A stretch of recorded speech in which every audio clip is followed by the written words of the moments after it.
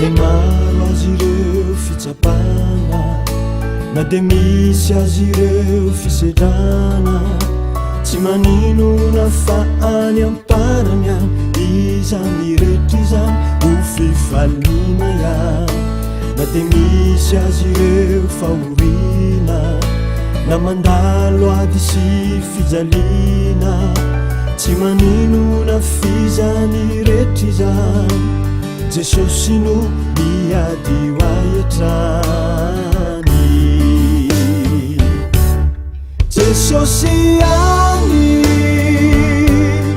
Jesosy atrany tsy ho foana ny fanatenako fa eo ianao miaino ireo fitarainako mampahery aimba iatanako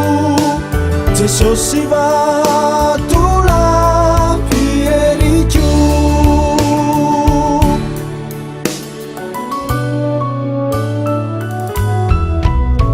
na debe azy ireo fahavalo reo mikendry maniry ao lavo tsy manino na fa eo ny tananao zay mampijoro ay sy mampandresindray na de misy azy ireo mpanaratsy reo maneso sy mpandrabiraby tsy manino na tsy ataoko sakana fizao anompanao ny fiainako efanao Jesosy any Jesosy atrany tsy ho foana ny fanatenako fa eo ianao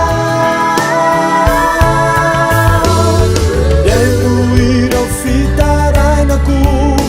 mampahery aimba iatanako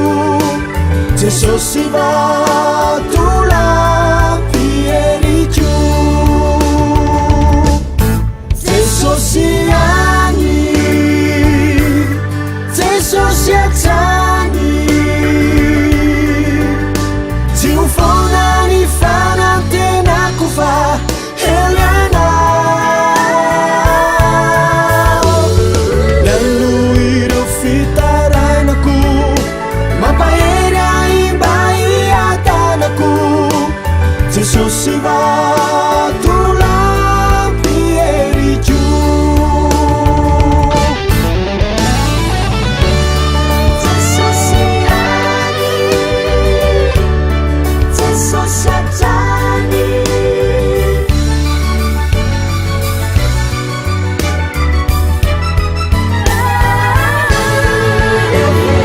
miaino ireo fitarainako